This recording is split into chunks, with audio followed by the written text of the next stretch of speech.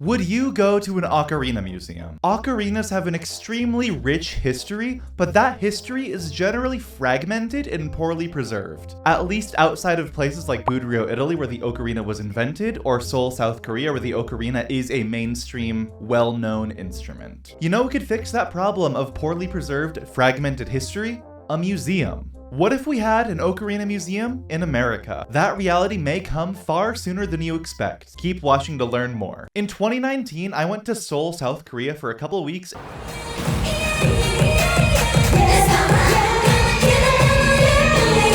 With Korean ocarinist Mary Yu. She showed me around various places in the city, but the coolest, most amazing thing that she showed me was the Korea Ocarina Museum. Other than ocarina workshops with tons of inventory and maybe other museums or gigantic collections, I don't think there was a single place in the world with more ocarinas in one place. There were literally thousands of ocarinas spanning hundreds of years of history. Instruments from all over the world, including Mesoamerica, Budrio, Italy, other places in Europe like Austria, to the Americas, as well as East Asian ocarinas. There were ocarinas in shapes that I'd never even seen, from places that I never would have even expected. And this visit truly affirmed to me that ocarinas are more than just an instrument that I do for fun as kind of like a niche individual interest that I occasionally get together with other people to do together in Okabanda. Ocarinas are expressive works of art. They carry a little piece of the soul of those who make and play them. The total inventory of ocarinas at that museum, including the time spent making them as well as the time spent playing them,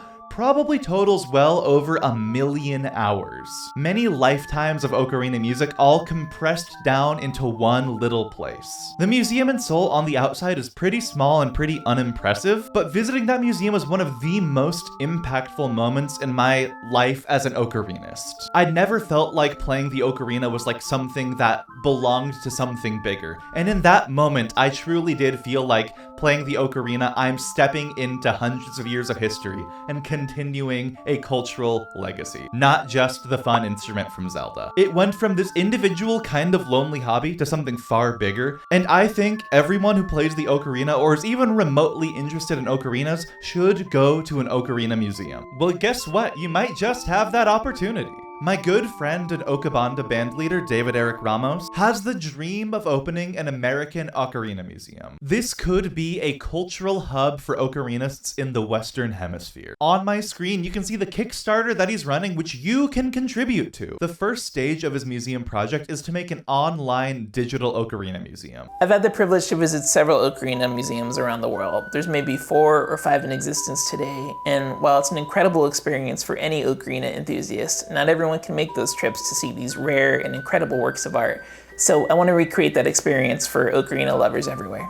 Something that anyone can look at from anywhere in the world, but he does plan to open to a physical location provided he can get the resources and support to do so. I interviewed David to learn more about his vision for the museum as well as the challenges to make it happen. Unfortunately, most of that footage was corrupted, but I'll give you summaries of everything we discussed. I am currently doing a Kickstarter to fund the first ever Ocarina online museum.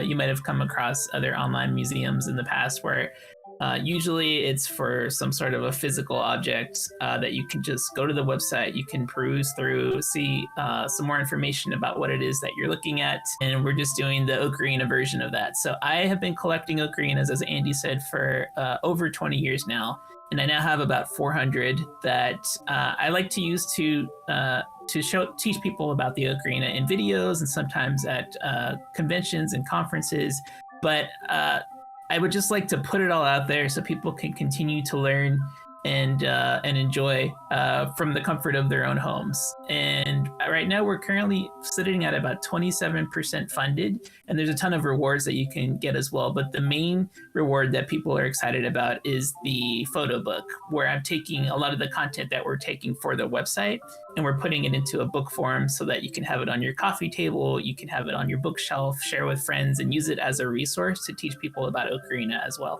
First, let's discuss David's inspirations for starting the museum in the first place. Between going to Budrio and visiting many people's private collections, he's seen the passion and love that so many people have for ocarinas. And among those collections that he visited was a museum run by somebody in, I believe, Austria. That museum curator recently had to retire and thus closed the museum. Thus, that loss of an ocarina museum was the final straw to get David to start planning his own. And he has a collection of 400 plus instruments spanning hundreds of years of history to share. Next, I asked him about his vision for the museum 10 years from now. Obviously, the first step is hitting the Kickstarter goal. Furthermore, he doesn't just want to make an online museum. He does want to make it a physical presence. And he wants it to be more than just a museum, but also an ocarina cultural center for makers, for classes, for workshops. You name it, if it's ocarina, it's there. As I've discussed in my video about why ocarinas are relatively niche, it's generally a lack of infrastructure that keeps niche things niche. So building infrastructure like this as an ocarina cultural center in the United States, this is what not only preserves the cultural heritage and history of the instrument, but also grows it, develops it, and continues it. And that's really, really important. The goal for this project is to raise enough funds to build an online ocarina museum, a central place where ocarina players, teachers, collectors, and makers can go and see some of the best ocarinas ever made, learn about their history, and see and hear them played for a truly immersive experience. The next thing we talked about were the biggest challenges in making this dream a reality. I'm on the Kickstarter page right now because the biggest challenge is, frankly, funding. David's goal for the virtual museum is $17,000, and that's maybe the bare minimum, if not a little bit less than the bare minimum to make something like this happen. You have to pay web developers, you have to pay hosting services, because you can't trust places like YouTube or Google or whatever to hold onto your files properly. Owning your own hosting, like uploading your own videos to your own servers, stuff like that, that's the only really guaranteed secure way to make sure everything is safe. What if you lose your YouTube login? What if somebody hacks your account and deletes everything? And on top of that, David's gotta eat. So like I said, the goal of $17,000 is barely enough to make this happen, so that's a quite attainable benchmark to reach. The project's already at $5,000 as of recording this, so 5 or so days from now when this video is up, that number's probably gonna be higher. But that's all to say $17,000 is attainable, so donate and make it happen. In fact, David has a stretch goal of around $100,000 to potentially open a 6 to 12 month pop-up real-life museum in Los Angeles. But first, let's worry about that $17,000 goal. Not just hitting it, but smashing through it. How can people contribute? Financially or otherwise? Obviously, the biggest thing is finances. That's the main obstacle David has to overcome, and that's the best way you can contribute. If you can, pledge something to the Kickstarter. And the Kickstarter has really cool rewards like this Ocarina photo book, like a living room photo book that you leave out and is something to sort of show what you're interested in and shows a lot of nice pictures and a little bit of history about those pictures. It's a really nice, tangible way to show your love for the ocarina, as well as contribute to something as amazing as a museum. It's effectively a miniature version of the museum that you can have in your living room. So if you're an early bird, that's $45. If not, that's $50. And you can get a signed version of the photo book for an additional $10. And on top of finances, if you have really rare, unique, or historical ocarinas, it may be worth submitting them to David in terms of photos and recording samples, not the physical instrument, as this is a digital museum. Eventually, David will have a form for that, so don't do that yet. But if you do, that's worth considering. I have pledged $150 of my own money to this project because I think this is one of the most important ocarina projects that could possibly happen. Aside from liking, commenting, and subscribing to David and following David and supporting him, if you only ever did one thing that I asked you, it would be at least to check out this Kickstarter, pledge some money if you can, and share it if you can't. Additionally, make sure you subscribe to David and follow him on Instagram to make sure you're up to date with all his projects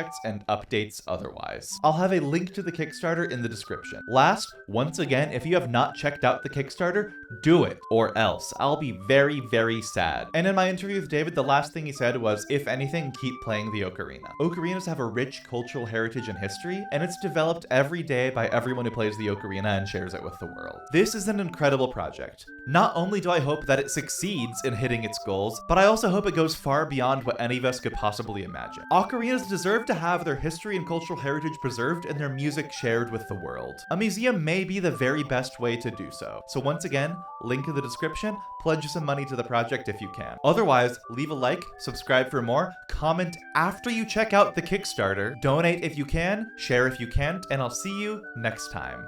Happy tootin'.